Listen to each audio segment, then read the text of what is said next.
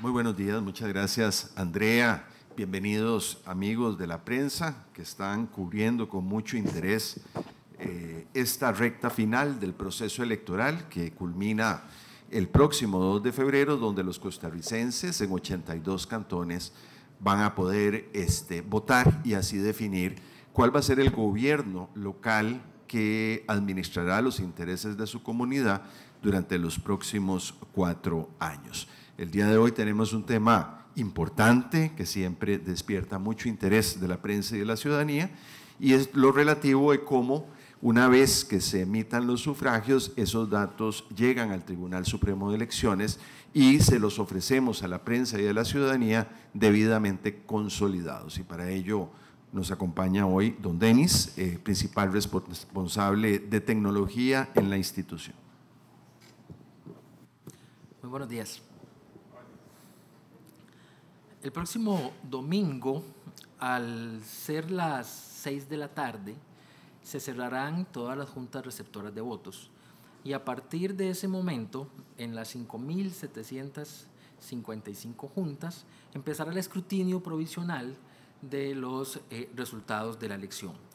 Los resultados se anotan en un acta que sirve como insumo para iniciar el proceso de transmisión de esos datos desde todos los centros de votación hacia el Tribunal Supremo de Elecciones.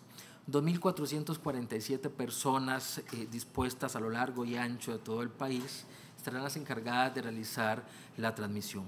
Se contará con 3 centros de llamadas ubicados en diferentes puntos del país. En estos 3 centros de llamadas contaremos con cerca de 200 operadores que estarán recibiendo llamadas de unas 2.000 personas aproximadamente que hacen uso de una red especialmente dispuesta para este fin por el ICE.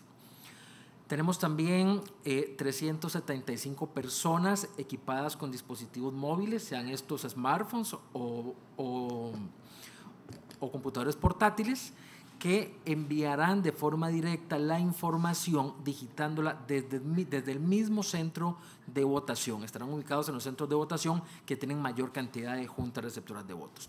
Esa información simultáneamente se procesa, se envía a los medios de comunicación y se coloca también en las plataformas de visualización de resultados del Tribunal Supremo de Elecciones. En la aplicación de descarga gratuita que ya hemos venido anunciando, que se encuentra con el nombre #VotanteInformadoCR, a las 6 de la tarde se habilitará una opción que permite darle seguimiento a los resultados de la elección. A eso de las 8:30 se mostrarán los primeros datos. Al mismo tiempo, se envía a los medios de comunicación para que estos, en las diferentes plataformas con las que cuenta cada uno, se encargarán de brindar la información a la ciudadanía, ya sea en medios escritos, televisivos, streaming, en fin. Cada medio utilizará los recursos que disponga y tendrán a su disposición la información que el tribunal provee. Al mismo tiempo, en el sitio web del Tribunal Supremo de Elecciones se ha dispuesto de un visualizador de resultados amigable que le permitirá a todos los costarricenses observar con detalle el resultado de la elección, tanto resultados provisionales de alcaldes como de regidurías. En el extremo superior izquierdo de la pantalla encontrarán 81 círculos concéntricos como los que estamos viendo en pantalla ahorita. Cada uno de estos círculos representa un cantón del país. Cada círculo puede, al mover el mouse por encima de él, le dará la indicación de cuál cantón está representando. Si se fijan, están en forma de columna las provincias y en forma de fila cada uno de los cantones que corresponden a esas provincias. Cada círculo se iluminará con el color de la divisa del partido político que va obteniendo mayor cantidad de votos en ese momento del corte. Se podrá descender y encontrar el resultado de la información, el resultado de la elección incluso a nivel de junta receptora de votos, permitiendo compararlo con el acta firmada, el acta digitalizada, que es el origen de la información que se proyecta. De esta forma, no solo graficamos el resultado, insisto, provisional de la elección, sino que también se provee a la ciudadanía la posibilidad de confrontar lo que el tribunal está graficando con la fuente original. También estará disponible esta información para descarga en el mismo sitio. En la parte inferior de la pantalla estará la posibilidad para moverse entre cortes, para poder comparar la información entre un corte y otro, y en la tabla que se mira al centro, en la parte inferior de la tabla, estará la posibilidad de descargar la información tanto en formatos abiertos CSV, formatos Excel o en formatos portables como PDF. Esto también por si alguna persona, organización, en fin, decide tomar los datos para colocarlos en su propia base de datos y hacer los cruces que correspondan. A lo largo y ancho de todo el país se ha dispuesto estrictos controles de seguridad para poder dar seguimiento al proceso de envío de la información desde cada uno de los centros de votación, su procesamiento en los data centers que el tribunal tiene previstos para esta finalidad, el proceso de envío a los medios de comunicación y la publicación también en nuestras plataformas. Todo estará celosamente custodiado, celosamente monitoreado. Cada detalle se encuentra siendo monitoreado desde un centro de operaciones de seguridad que la institución ha dispuesto para este fin. Importante señalar que para realizar esta labor nos integramos hace más de un año con el Instituto Costarricense de Electricidad, con el grupo ICE, con Radiográfica Costarricense también, de forma tal que para esta elección, como ya es usual, echamos mano de los recursos tecnológicos más avanzados con los que dispone el país y no necesariamente lo que el tribunal tiene cotidianamente en sus instalaciones, sino la que estas organizaciones estatales ponen a disposición de la elección. De esta forma es que está todo preparado, todo dispuesto para que el domingo, al ser las 6 de la tarde, podamos garantizar una transmisión de datos blindada, segura, transparente, a disposición de todo el país. Por su atención, muchas gracias. Muchas gracias, don Denis. A continuación, colegas, les solicito, por favor, que al momento de hacer sus consultas, en este primer bloque sean únicamente sobre el tema que acaba de exponer don Denis, que es la transmisión de resultados, que es el tema propiamente de la conferencia de prensa. Favor presentarse con su nombre y el del medio que representan.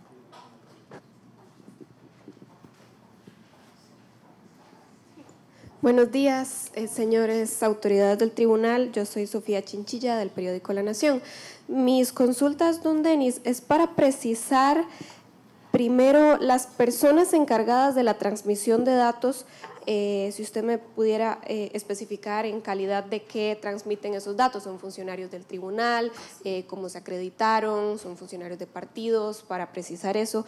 Y también quisiera que me diera más detalles sobre, entiendo que dependiendo de la mesa de la que se esté hablando, se van a transmitir los resultados de una u otra forma, por el sistema web, por la aplicación móvil o por el centro de llamadas. Si usted me pudiera explicar, por ejemplo, si es un tema geográfico, dependiendo de cuál de los dos sistemas usen, si es un tema de facilidades, cómo determinaron cuáles van a usar uno u otro sistema. Gracias. Sí, con respecto a lo primero, son 2.447 personas que son reclutadas por el tribunal para los fines específicos de la transmisión. A lo largo y ancho del país hay un grupo de personas, los asesores electorales, que es el representante del tribunal en los diferentes cantones. Ellos llevan la misión de reclutar, de contratar a las personas que participan tanto en los simulacros como la noche de la elección, también el programa de transmisión de datos, que es otro programa de la institución, que también tiene representantes que se encargan de ubicar a las personas en los diferentes cantones. Con respecto a lo segundo, sí, de estas 2.447 personas, hay 125 personas a las cuales se les asigna un computador portátil, un notebook de las que el tribunal ha utilizado en otras elecciones, y hay 250 a las que se les ha asignado un dispositivo inteligente, un smartphone. Perdón, ¿también es del tribunal? Sí, los dispositivos son del tribunal. Todos estos dispositivos son del tribunal. La gran mayoría son los que hemos utilizado ya en otras elecciones, que todavía no han agotado el ciclo de su vida útil. Para esta elección hay 100 dispositivos que son nuevos solamente. La forma en la que se distribuyen tiene que ver con el volumen de juntas que transmite en un centro de votación. Tenemos centros de votación donde el mensaje que se transmite es de una o de dos juntas receptoras de votos. Ahí normalmente se asignan personas para que realicen una llamada a la cual es enrutada, distribuida en estos 3 centros de llamadas. La dinámica es, se le entrega una copia de la certificación de votos que sale de la Junta a esta persona realiza una llamada, esta persona cuenta con una serie de credenciales. Los operadores que están en los 3 call centers reciben la llamada, siguen un protocolo de identificación para poder registrarlo directamente en el sistema que va hacia la base de datos del tribunal. En los centros de votación con mayor número de juntas receptoras de votos, estratégicamente se han ubicado estos dispositivos móviles, los cuales hacen el proceso de transmisión más rápido, porque evita ese proceso de marcar, que alguien conteste y digitar, sino que están conectados directamente al sistema del tribunal. En cualquiera de los casos, tanto las llamadas como la conexión a través de los dispositivos móviles se hace a través de una red privada, una red que se diseña en conjunto con el ICE específicamente para la función el día de la elección. ¿Se esperaría que los primeros resultados que lleguen sean los que se transmiten a través de dispositivos móviles? Imagino que puede ser más ágil que lo del centro de llamadas, o sería más o menos simultáneo. Realmente va a depender de la celeridad con la que se realice el conteo de votos y el llenado del acta en la Junta Receptora de Votos. Así que no necesariamente es una regla. Lo que sí se puede esperar es que aproximadamente a las 8 de la noche, conforme se va acercando la hora, la mayoría de juntas van terminando simultáneamente. Entonces, a esa hora es cuando empieza a llegar el grueso de mensajes. Continuamos con consultas sobre el tema de la conferencia de prensa. Adelante con su nombre y el medio al cual representa. Buenos días, mi nombre es Armando Espinosa, soy de Nica Noticias CR de Nicaragua. Tengo 3 inquietudes. La primera hablaba de los equipos móviles, es decir, ese equipo se le entrega el propio día o se le entrega, digamos, día antes, y si hay una especie de seguridad cibernética, que ese dato o esa información pueda ser, digamos, transferido a otro lugar y no al tribunal. Gracias. Sí, la entrega de los dispositivos se realiza paulatinamente desde semanas antes. Algunos inclusive se empezaron a entregar en el mes de diciembre y conforme avanzamos durante el mes de enero. Esto es porque se realizan 5 pruebas generales, 5 simulacros generales. De hecho, el último de los simulacros se realizó el día de ayer. El primero se realiza en diciembre y luego durante las primeras 4 semanas, durante 4 semanas del mes de enero, las 4 semanas anteriores a la elección. Por eso los encargados de transmisión deben contar con los dispositivos con anticipación. Con respecto a las medidas de seguridad, sí, definitivamente, no solo por ser equipos propiedad del tribunal, sino salen asegurados desde acá. Son equipos que son los únicos equipos que pueden ingresar a esta red, están previamente identificados. Esta red segura no ingresa a otro equipo que no sea el que esté identificado por el tribunal. Y con respecto al aseguramiento del dispositivo, también básicamente son dispositivos cuya utilidad se limita al proceso de transmisión y llevan una serie de controles para garantizar la pureza de su utilización. Ahora, es importante también tomar en cuenta que el dato que se transmite no es un dato de carácter privado, es un dato que ya se ha discutido dentro de la Junta Receptora de Votos, ya está en un documento escrito, firmado, de forma tal que lo que se transmite es información que viene de esa certificación de votos.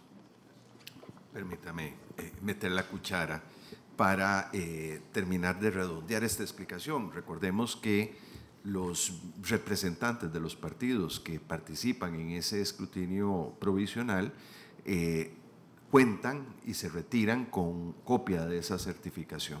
Eso le permite a la agrupación política consolidar resultados y asegurarse la fidelidad de los datos que se están transmitiendo por la vía oficial con sus propios documentos e información, como debe de ser en un proceso electoral democrático, donde la transparencia se refuerza con las potestades de fiscalización de las agrupaciones en disputa. Gracias, don Antonio. ¿Alguna otra consulta sobre este tema de transmisión de resultados? Buenos días a todos, magistrado. Don Danilo de Radio Noticias Colombia. Exactamente, buenos días, Andrea. Magistrado, presidente y compañeros, con todo esto que han señalado ustedes, es imposible que nadie acceda ni envíe información falsa en este sentido de alguna junta receptora de votos que cambie evidentemente el resultado de ese cantón, entonces, por supuesto. O me disculpan si no tiene exactamente que ver, magistrado. No, sí tiene que ver. Sí, disculpe, gracias. La organización ha tomado todos los recaudos necesarios para garantizar una transmisión blindada. Dentro de lo que la tecnología permite, en Costa Rica y alrededor del mundo se han tomado todos los recaudos necesarios para garantizar el éxito de la transmisión, garantizar la fidelidad de la información que se transmite. Algunos de los controles que se pueden citar es que, por ejemplo, cada uno de los mensajes vienen firmados digitalmente. Al firmar digitalmente el mensaje, lo que garantizamos es la inalterabilidad de este en el transcurso, en el camino, ¿verdad? Un mensaje que no esté firmado digitalmente simplemente no se puede procesar. Ahora bien, estos son resultados provisionales, recordemos. Ante la sospecha, o más bien cuando hay mensajes que no cumplen estrictamente con todos los niveles necesarios para entrar en el cómputo inmediatamente, esos mensajes son desviados y entran a un proceso de revisión. A un proceso de revisión exhaustivo por un grupo de personas que tienen las herramientas necesarias para validarlo y rehabilitarlos en caso que corresponda, o ante la duda, esos quedarán para ser revisados en el escrutinio definitivo que arranca el día martes. Permítame que me pregunte. Sí, por favor. Gracias, don Antonio. Buenos días. Para agregar nada más, complementar lo que dice Denis, además tenemos redundancia en la información, es decir, también viene la información no solo por el mensaje de transmisión de datos, sino por la certificación del resultado de la votación. Desde hace 2 procesos, desde el 2016 precisamente, ya también esa acta o esta certificación del resultado la estamos subiendo, la imagen del acta, también a la web, a la red. Entonces, viene por 2 vías para que puedan hacer comparación y asegurarse de la fidelidad de la transmisión. Gracias, don Héctor. Continuamos con consultas sobre el tema de la conferencia de prensa. Sí, buenos días. En un caso extremo en que se caiga la red, que haya un problema de internet en ese momento de conexión, ¿existe un plan B? ¿Qué se va a hacer en ese caso? Claro. Vamos a ver. Hay una cantidad de escenarios. Ahorita no recuerdo la cifra, pero son cerca de 1.200 escenarios de falla posible que hemos analizado. Estamos utilizando el transporte de telecomunicaciones con el que cuenta el país. Eso significa que al integrarnos con el Instituto Costarricense de Electricidad, ya no se trata de que se caiga la red de internet del tribunal, sería que se caiga la red de internet del país, de lo cual, pues, por supuesto, no hay estadísticas tan comunes, o que exista un apagón general de todo el país, donde toda esta infraestructura pasa a un segundo plano. Pero sí hay planes de continuidad para hacer llegar la información hacia los centros de procesamiento de datos. Para mencionarle un ejemplo, los centros de procesamiento de datos considerados de misión crítica, como el 911, por ejemplo, se encuentra ubicado en data centers que están preparados para garantizar su continuidad aún ante fallas y casos de desastre. Bueno, el data center del tribunal, una de las alternativas que el tribunal dispone, está en un data center que tiene estas características. De forma tal que dentro de lo que la tecnología y la racionalidad nos permiten, sí se han tomado todos los recaudos para que el proceso, la continuidad de la elección no dependa de un medio tecnológico. La tecnología la utilizamos como un medio realmente, pero no es el fin último. Gracias, don Denis. Continuamos con preguntas específicamente del tema de la transmisión de resultados. Favor, presentarse con su nombre y el medio que representan. Don Denis, de nuevo, Sofía de La Nación, acá. Disculpe si lo mencionó y no tomé nota. Si me pudiera precisar los 3 centros de llamadas, ¿dónde están específicamente y quiénes los atienden? Y usted recién mencionó los 1.200, me parece, no sé si le escuché mal, escenarios de posible falla. Si usted me pudiera contar más, ¿cuáles son estos posibles escenarios que se prevén en caso de que todo salga mal? Digamos, ¿de qué tipo son y cómo se llega a ese número tan preciso? Gracias. El detalle de la ubicación de los centros de llamadas por un tema de seguridad no se expone. Le puedo decir que uno de esos centros de llamadas está en el edificio del tribunal y los otros 2 están en edificios distintos, precisamente para poder garantizar la continuidad ante un escenario de falla. Con respecto a los escenarios de riesgo, que realmente es el nombre técnico, trabajamos el manejo de riesgos basados en una norma internacional. Básicamente trabajamos de acuerdo a la norma ISO 27005, de forma tal que los escenarios se construyen o se idean a partir de una norma internacional. Por ejemplo, ¿qué sucede si no está disponible la red de transporte de datos hacia el tribunal? Bueno, ¿cuántos caminos alternos hay? ¿Qué sucede si hay un sabotaje, por ejemplo, y accidentalmente por un sabotaje alguien hace caer alguno de los postes por donde viene el cobre o alguno de los conductos subterráneos por donde viene una fibra óptica? Por citar ejemplos muy gruesos, ¿verdad? ¿Qué sucede si las personas clave para tomar decisiones no están disponibles? Porque se enfermó, porque se murió, por la razón que sea, entendiendo pues que esto lo manejan seres humanos, ¿verdad? Se establecen diferentes escenarios de forma tal que para cada uno de los escenarios se discute un control. Algunos son controles eminentemente técnicos, otros son controles más de procedimiento ante un evento, quién da la noticia, quién toma la decisión, cuáles son los niveles para escalarlo, cuál es el tiempo para trasladar la operación de un data center a otro, escenarios de ese tipo, que por supuesto se revisten con carácter de confidencialidad, pero es nuestro trabajo. No existen los infalibles, no existe el nivel 0 de riesgo, ni aquí ni alrededor del mundo. Lo que se hace es un exhaustivo análisis de todos los puntos que podrían fallar para asegurarnos de que tenemos un control que nos permita atender la situación. Aproximadamente 1175, si la memoria no me falla, igual se lo puedo confirmar al final. Gracias, don Denis. Continuamos con consultas sobre el tema de la conferencia de prensa, transmisión de resultados. Posteriormente abriremos un segmento para preguntas de temas varios, pero en este momento son consultas sobre la transmisión de resultados. ¿No hay más consultas? Muy bien, muchas gracias. A continuación, invitamos a pasar a la mesa principal al señor Román Jaques, presidente del Tribunal Superior Electoral de República Dominicana. a la señora Sofía Vincenzi, coordinadora de operaciones del Centro de Asesoría y Promoción Electoral CAPEL del Instituto Interamericano de Derechos Humanos.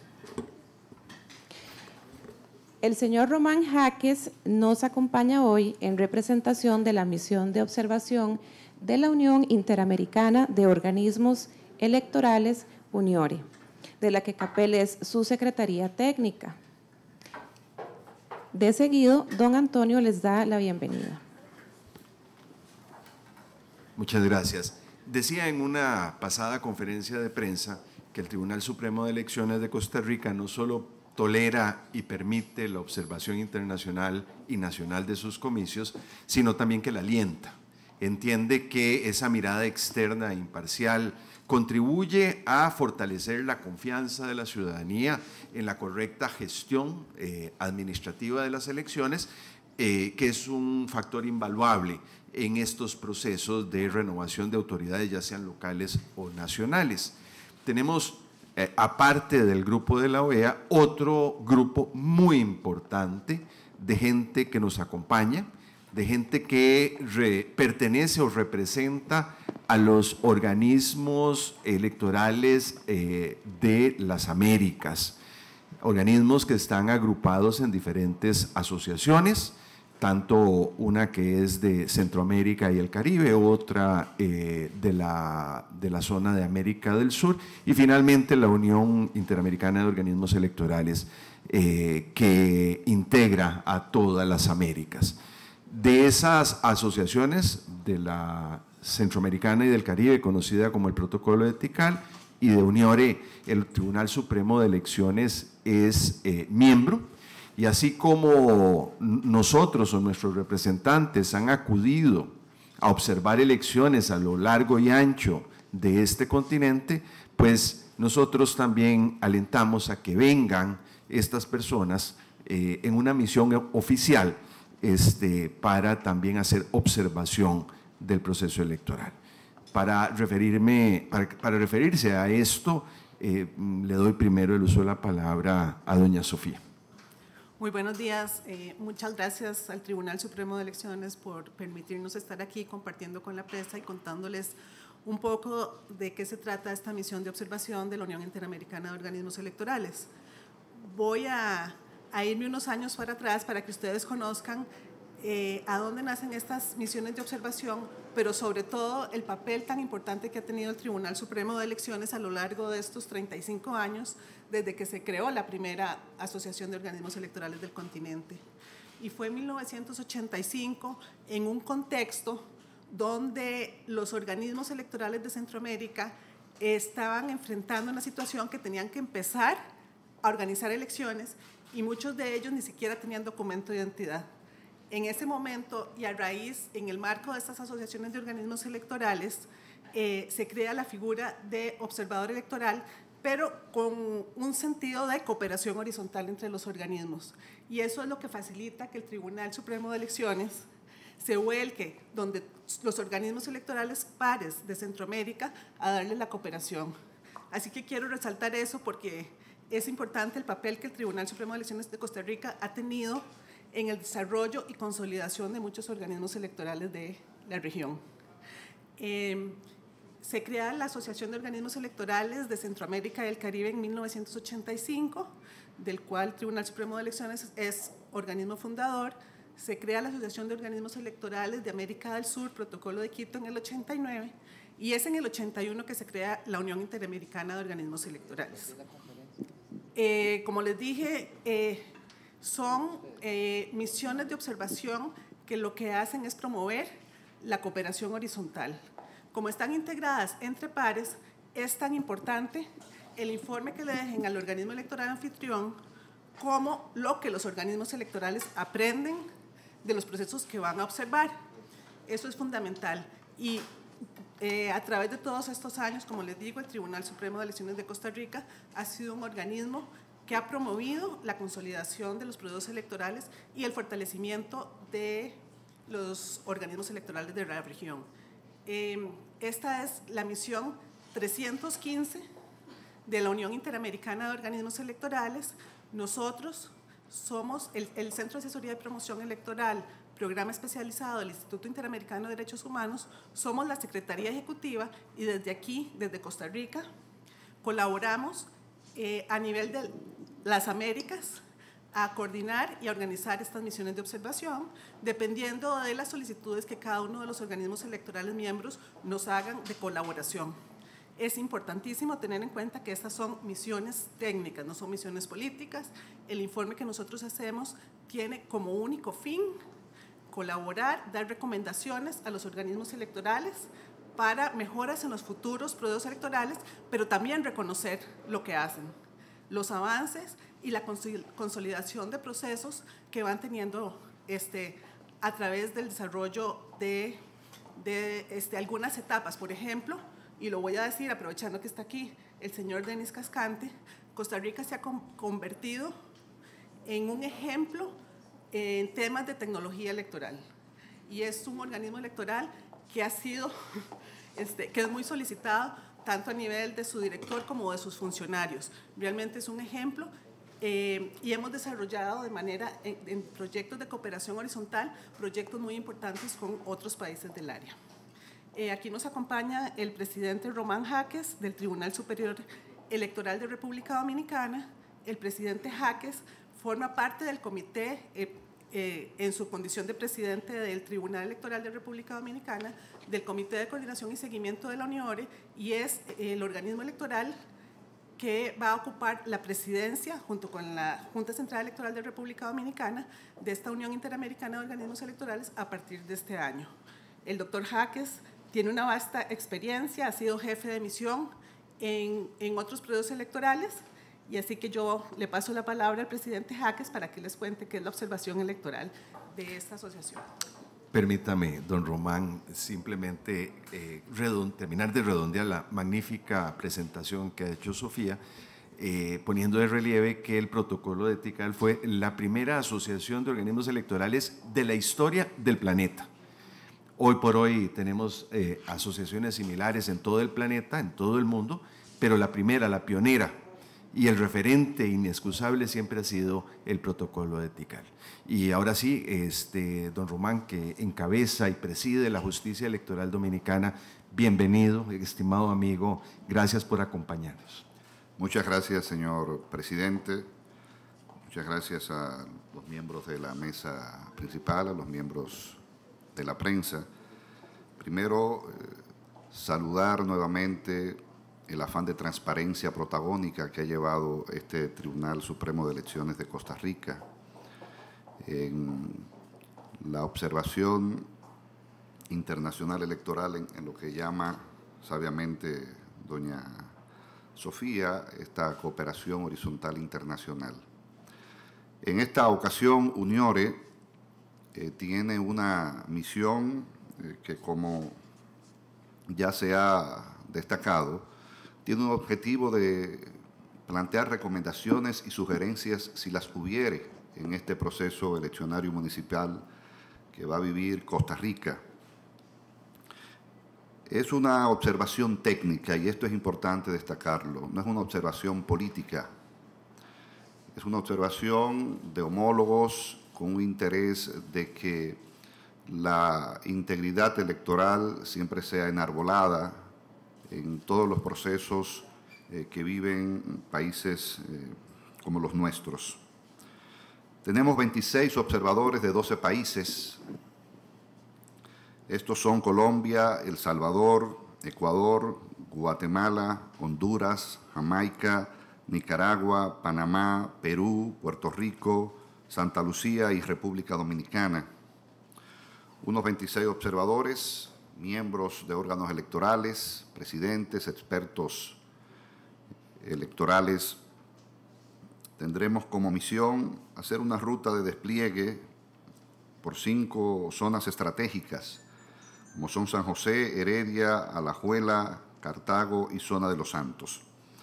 Esta misión tiene una agenda que ha iniciado esta mañana con un equipo técnico del Tribunal Supremo de Elecciones, recibiendo las orientaciones del lugar. Continuará el día de mañana y tendremos la observación in situ de todo el proceso desde el punto de vista técnico hasta el cierre y la presentación de los primeros resultados, los cómputos, y se presentará un informe técnico al órgano correspondiente con las sugerencias y recomendaciones técnicas si las hubiere. En sentido general, esa es, a grosso modo, en esta primera fase, el informe que como UNIORE queremos presentarle a todos ustedes. Muchas gracias y bendiciones. Muchas gracias, don Román. Muchas gracias, doña Sofía. A continuación, abrimos un espacio de consultas específicamente acerca de esta misión de observación. No hay consultas. Agradecemos entonces a los señores de CAPEL y UNIORE por sus palabras y a su vez los invitamos a que nos acompañen en la primera fila de este salón. ¿Tenemos consultas? Buenos días, Aarón Chinchilla, del periódico CR. Tengo una duda puntual.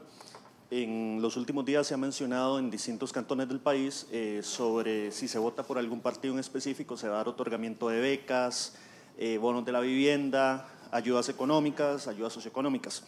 En esta línea tengo 3 consultas. Una, la regulación del Tribunal Supremo de Elecciones. La segunda sería las sanciones a las que se exponen estas personas que están haciendo este tipo de actos. Y por último, las vías de denuncia que tiene la ciudadanía. Gracias. Don Héctor, por favor. Sí, muchísimas gracias por la pregunta. En el Código Electoral hay un capítulo de delitos electorales y de uno de esos delitos electorales se establece contra la libre determinación del votante. Dentro de las conductas ahí tipificadas están, por supuesto, las dádivas, las promesas de dádivas, las amenazas o cualquier otra forma de presión o manipulación con el cual se pretenda que un elector vote en determinado sentido o deje de hacerlo. Entonces, ante una denuncia o ante la advertencia, porque incluso podría ser de oficio, de que alguien está cometiendo actividades en este sentido, puede verse expuesto a sufrir un proceso penal sobre una conducta que está ya tipificada como delito en nuestra legislación.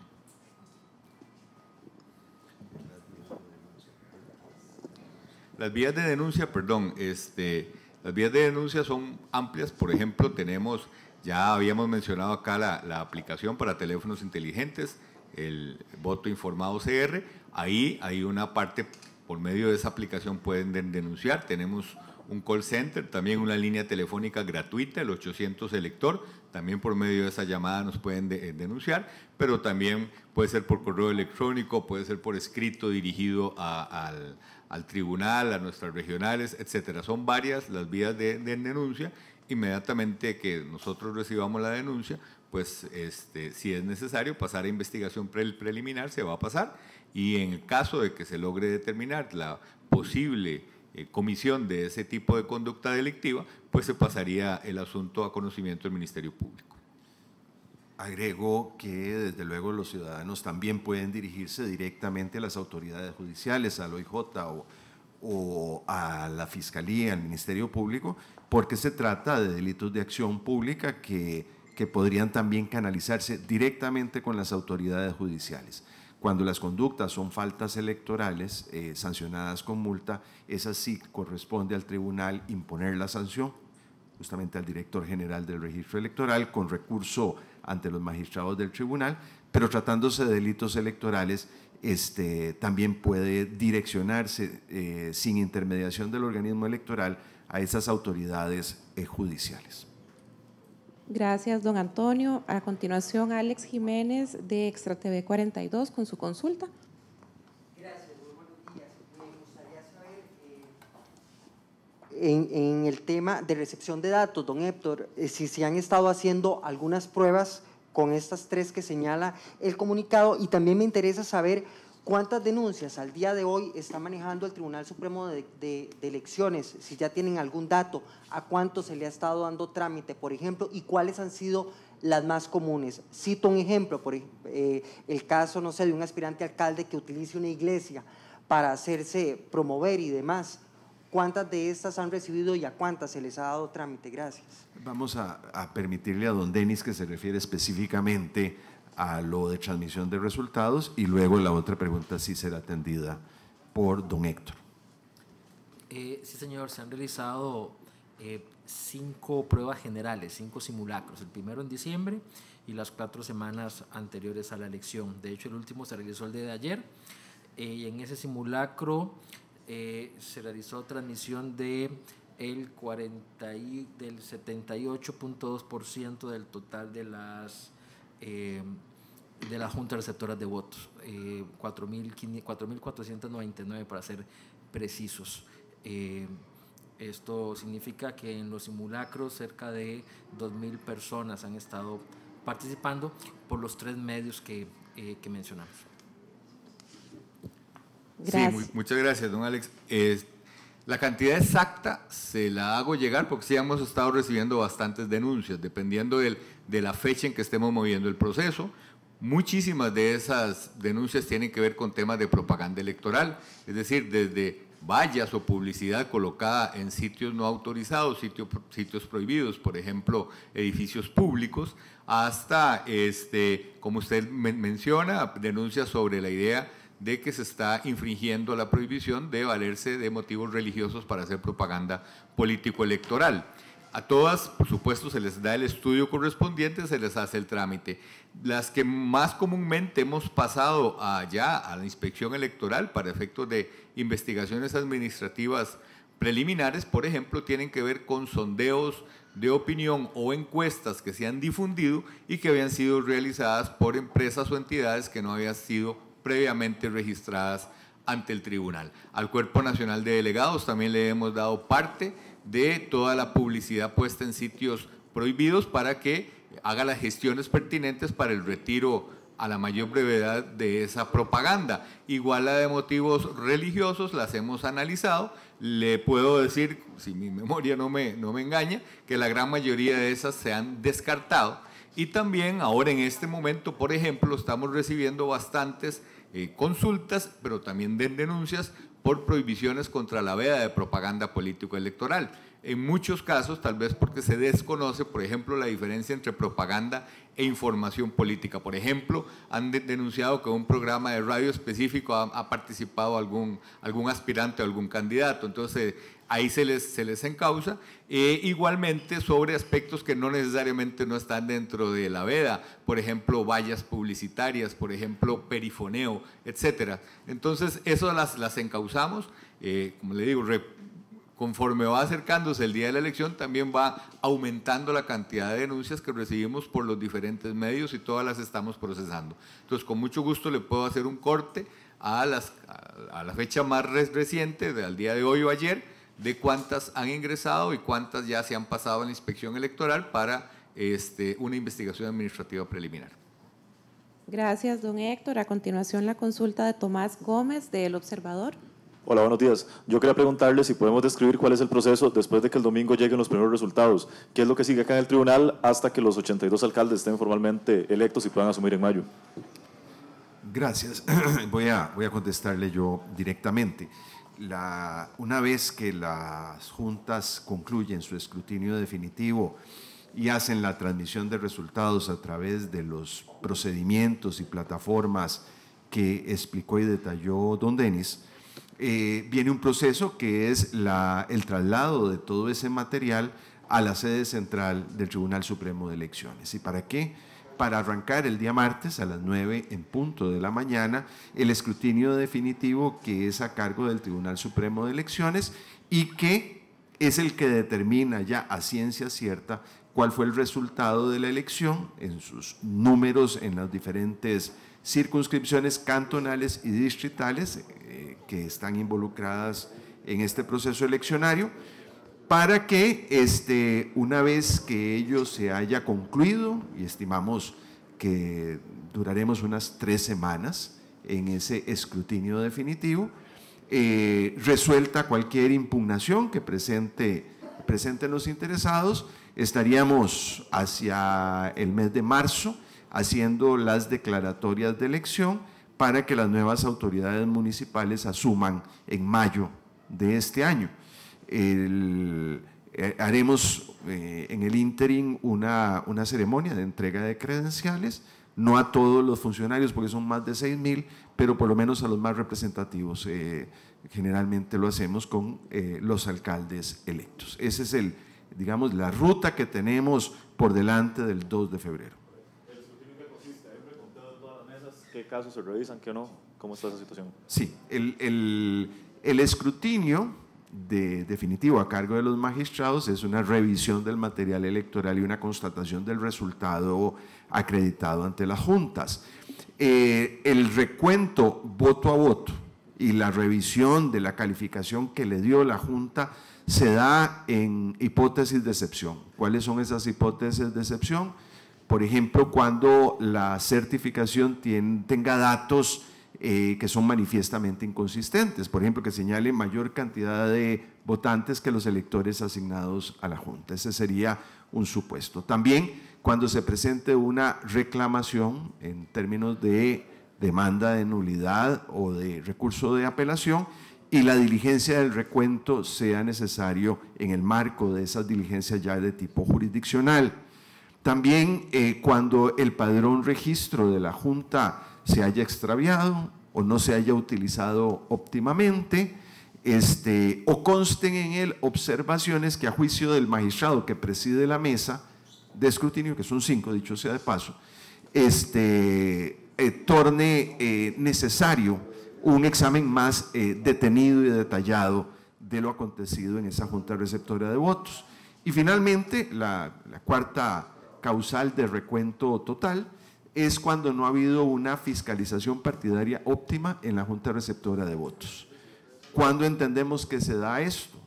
Entendemos que no es necesario el recuento cuando estén presentes al menos 3 miembros de la Junta Receptora, que además son miembros propuestos por los partidos políticos, o estando menos siempre y cuando esté presente el auxiliar electoral y 2 representantes partidarios, ya sea a título de miembros de mesa o de fiscales específicos al momento del escrutinio preliminar.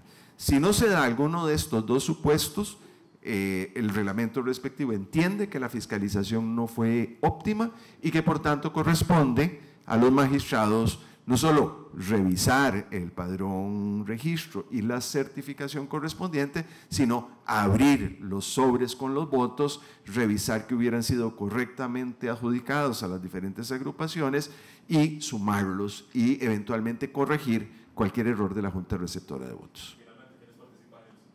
En el escrutinio consta de 5 mesas, cada una presidida por un magistrado, ya sea propietario o suplente, porque la idea es escrutar todos los días hábiles y eventualmente también los sábados, en un horario de 8 horas reales, es decir, arrancaríamos normalmente de 8 a 12 y de 1:30 a 5:30 de la tarde.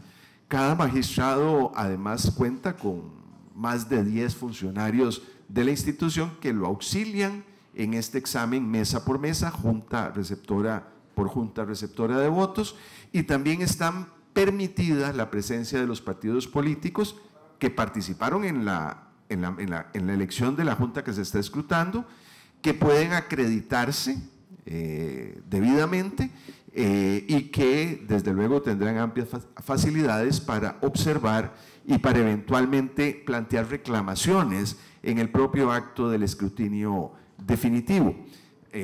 Conviene también decir que para reforzar la transparencia de este importante fase del proceso electoral, estaremos transmitiendo de manera ininterrumpida por canal de YouTube lo que está ocurriendo en el salón de escrutinios, y ustedes, los señores de la prensa, tendrán acceso también a podernos acompañar y cubrir el escrutinio como noticia que es.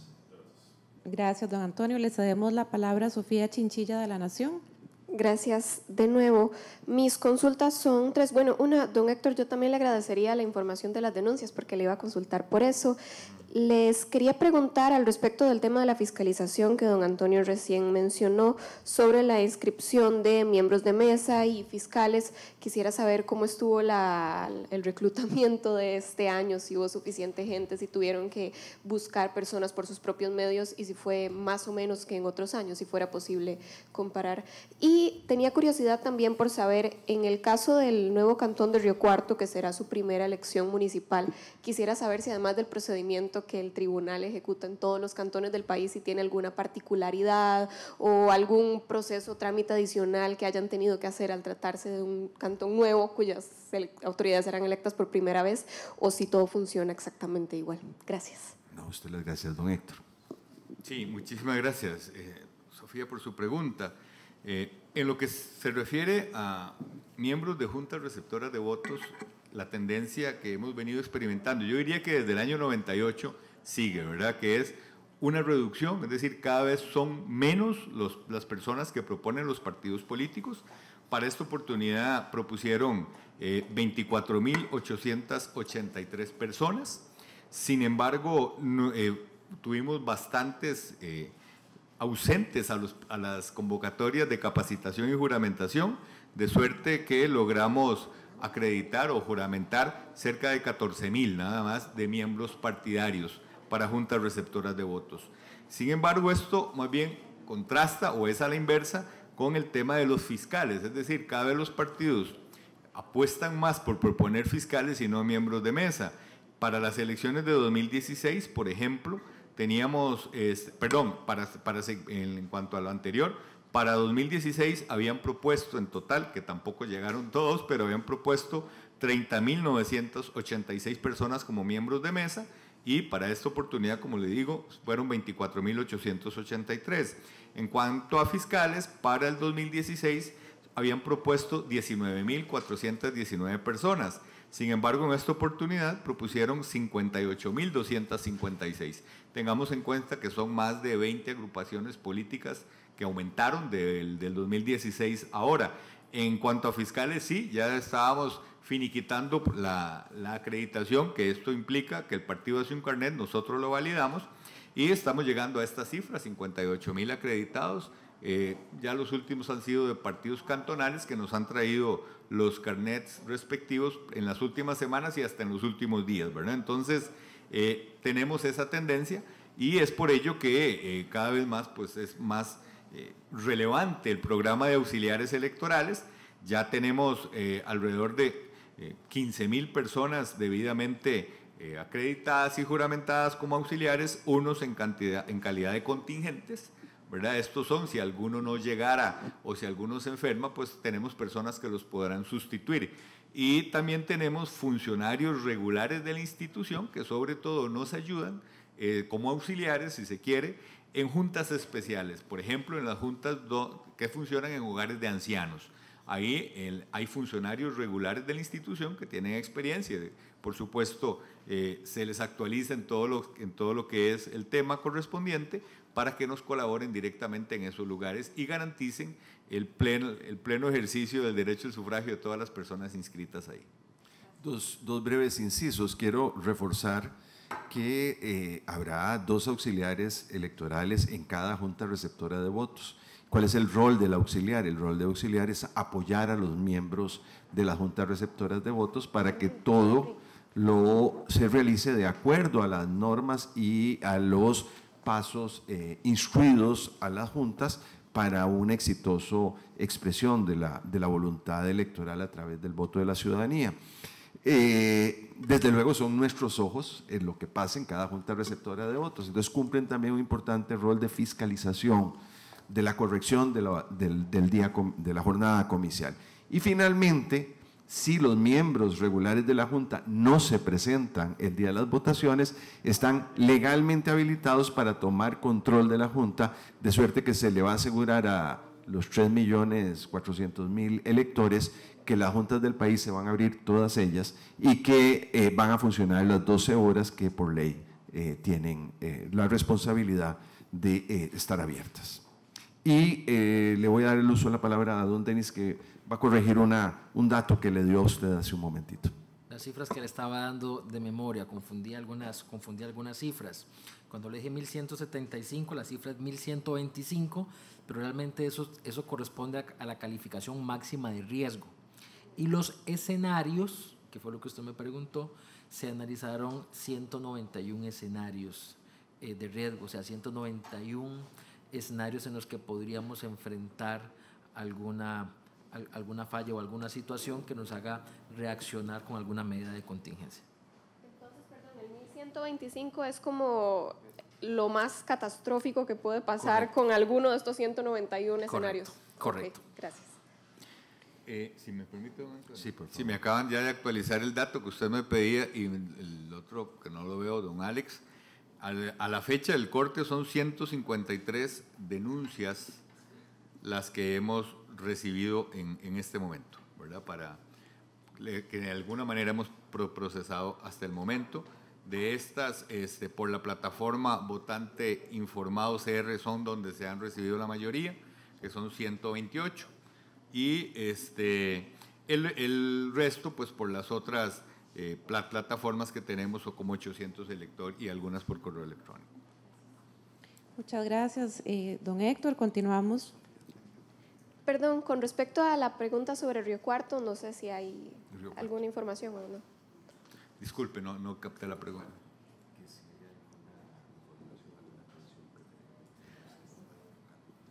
Gracias. No, en realidad no le tenemos ninguna regulación especial. Sí tenemos una base que fue que estuvimos en el plebiscito que organizamos hace poco, recientemente el año pasado. Entonces los asesores electorales que nos acompañaron en ese plebiscito pues son los que ya están ahorita también trabajando en la zona. Entonces tienen la experiencia, ya conocen los centros de votación, conocen la zona, pero es algo que también es usual. Muchos asesores electorales pues ya tienen experiencia en la zona donde están sirviendo. De hecho hay algunos asesores que son incluso funcionarios de oficinas regionales del tribunal. Entonces, en ese caso, pues eso es lo que a nosotros nos da la garantía de que ya incluso conocen a los dirigentes de la zona. Bueno, el plebiscito nos sirvió para eso también, para identificar a esas personas que por lo general también ahora están trabajando muchos con partidos políticos. Pero no, vamos a estar atentos, igual como estamos en cualquier otra localidad del país, para responder a la mayor brevedad ante cualquier incidente que pueda presentarse o cualquier ayuda que sea necesaria o requerida. Gracias. Continuamos con Danilo Chávez de Noticias Colombia. Hola, muy buenos días, magistrado, don Denis y don Héctor y a todos. Son dos casos. El tema de la ministra de Educación, la denuncia contra don Leslie Bojorges, si mal no lo pronuncio, ojalá, el candidato de la Juela del PUS, es saber si ya hay resolución en ese caso por supuesta beligerancia. Y tal vez para don Luis Antonio. Don Luis, el tema de esto que el Poder Judicial reveló de los 7 casos que están simultáneamente como aspirantes en algún cargo municipal, primero, saber si eso fue solo de ellos que lo descubrieron o tuvieron apoyo o alguna información cruzada con ustedes, y saber si cuando se logre los nombres no se han dado a conocer, por lo menos públicamente no se han dado a conocer, pero aquí existe algo o ustedes valorarían hacerle alguna instancia al partido político que permitió eso, es decir, de alguna forma uno sabe qué prohibiciones tiene de aspirar, más allá de que yo me proponga para algo, el partido político no debiera también vigilar que el cargo que yo ostento no me permite aspirar a un cargo municipal, y entonces desde el tribunal no debería haber alguna, no sé llamarlo reprimenda o algo, cuando ya se comprueben los casos, porque ellos estaban bajo los supuestos de que no podían aspirar a cargos municipales. ¿Le competiría algo al partido político si se comprueba que están en esa condición? Gracias. Sobre la denuncia específica que usted se refiere, André Cambronero, luego de la conferencia, le va a dar la información correspondiente.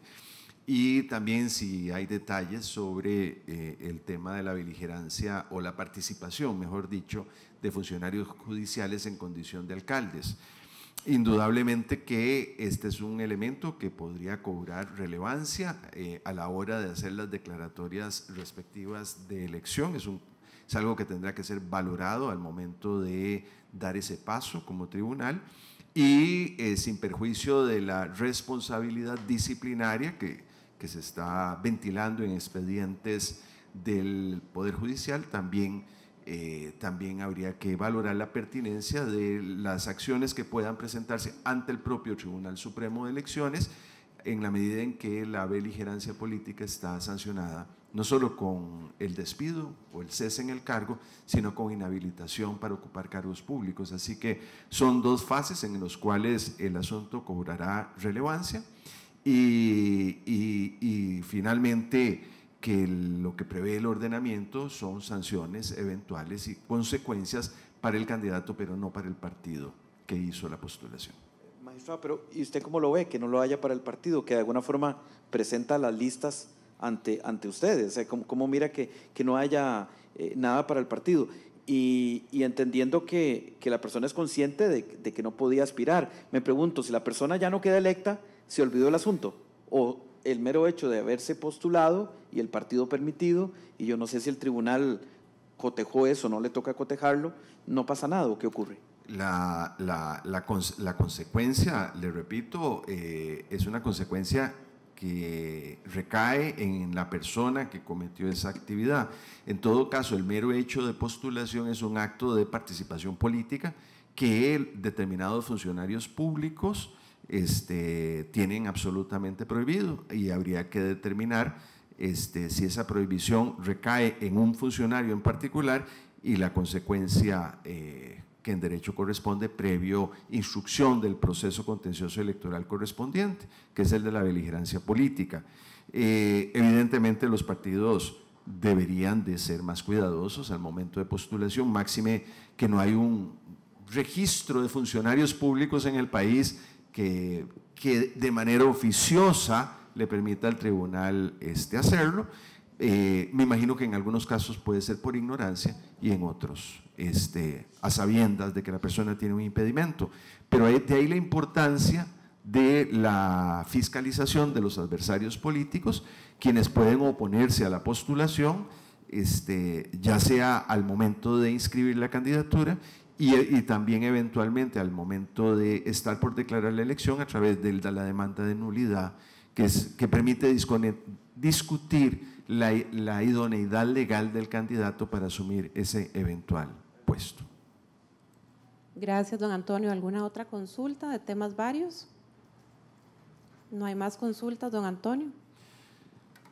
Antes de despedirme, quisiera hacer algunos breves pero importantes recordatorios. En primer lugar, insistir en que si bien en la mayoría de los casos nos corresponde votar en el mismo escuela o colegio que lo hicimos hace 2 años, hay en algunos casos donde ha habido cambios, ya sea porque la escuela o el colegio esté siendo remodelado o la instalación fue declarada o clausurada por insalubre, en fin, algunas excepciones que han supuesto cambios en el lugar o el centro de votación concretamente. Inclusive en la última sesión, en la sesión del día de ayer, todavía ordenamos los últimos cambios de centro de votación. Por eso, mi recomendación es que todos los ciudadanos nos cercioremos dónde nos corresponde votar. La manera más sencilla de hacerlo es a través del número telefónico 1020, donde obtendrá de manera automatizada el detalle de cuál es el centro de votación, el número de junta receptora de voto e incluso el número de elector dentro de esa junta. También es importante recordar, ya lo hacía don Héctor hace un rato, el número telefónico 800 elector, donde podemos interactuar con el organismo electoral y poner en conocimiento de él cualquier irregularidad que un ciudadano pueda detectar. La posibilidad de consultar el sitio de votación también se puede hacer a través de nuestra página web, como también de la aplicación Votante Informado CR en cualquier dispositivo para teléfonos inteligentes, bajando previamente la aplicación correspondiente. Esta aplicación, como en el sitio web, recuerden que también nos habilitan y nos dan la posibilidad de consultar información sobre qué es una municipalidad, cuáles son las características de la elección, la naturaleza de los cargos en disputa, etcétera, como también la lista de candidatos, alcaldes y regidores que están compitiendo el próximo domingo, y en el caso de los alcaldes, aquellos que han suministrado la información, tenemos ahí colocado su hoja de vida y sus principales propuestas programáticas. Ello se complementa con el fichero cantonal, que hace un diagnóstico, una radiografía de los diferentes cantones del país y cómo se compara con los demás, para que el elector de manera libre e informada pueda valorar la seriedad de la propuesta que hacen los candidatos. También recuerden que desde el lunes está prohibida los actos proselitistas en sitios públicos de los partidos, y desde el día de ayer también está prohibida la propaganda pautada en medios de comunicación colectiva, como también la difusión total o parcial y por cualquier medio de encuestas y sondeos de opinión.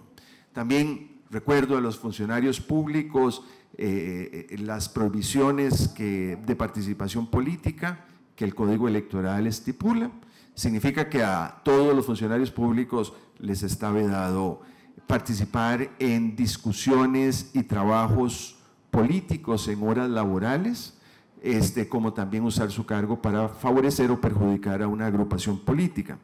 Y finalmente, la lista que contiene el párrafo segundo del artículo 146, donde la prohibición es de naturaleza absoluta, lo cual incluye participar en cualquier actividad de los partidos políticos e inclusive hacer ostentación de la preferencia partidaria, como tener calcomanías o inclusive banderas en nuestros carros o viviendas. No está de más recordar también que los patronos deben de permitir a los trabajadores que trabajen el día domingo que puedan ir a votar y concederles el tiempo necesario para que esto sea así. El negarse a dar esa facilidad también está sancionado.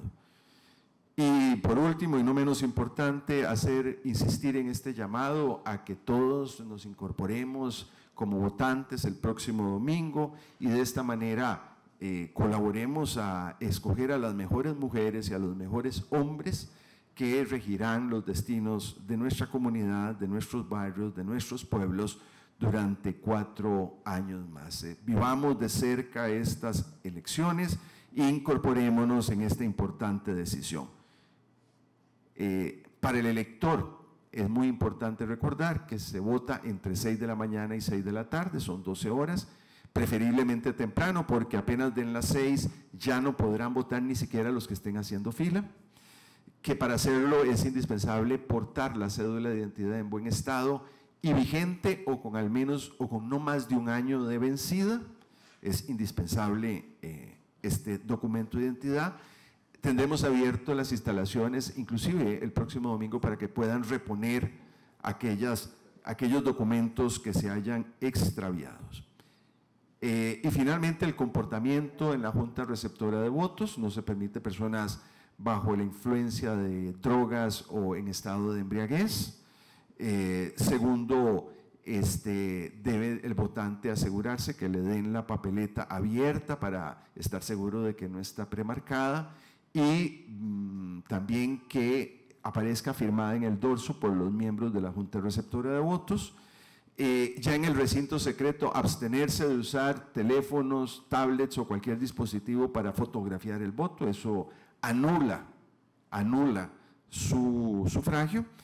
Y la recomendación de utilizar el crayón que se le está suministrando al elector y limitándose a marcar con una X en la casilla de la preferencia de cada persona. Entre más nos apartemos de este comportamiento esperado, más arriesgamos la validez de nuestro voto. Entonces, aquí la creatividad no es buena. Tratemos de limitarnos entonces a marcar con una X en el espacio del partido de nuestra preferencia y utilizar al efecto el crayón. Y nada, esperar a los costarricenses el próximo domingo. Todo está preparado, todo está cronometrado, todo está ajustado para que pueda votar de manera fácil, cercano al lugar donde se vive. Y señores de la prensa, los esperaremos también el propio domingo en 3 conferencias de prensa, 9 de la mañana, 12 mediodía y 4 de la tarde, donde daremos información relevante en este transcurrir de la jornada comicial, donde ustedes podrán entonces llevarle el pulso a la elección y retransmitirlo a sus oyentes o al público al cual informa. Muchas gracias. Gracias, don Antonio. Damos por concluida la conferencia de prensa. Les agradecemos su presencia esta mañana.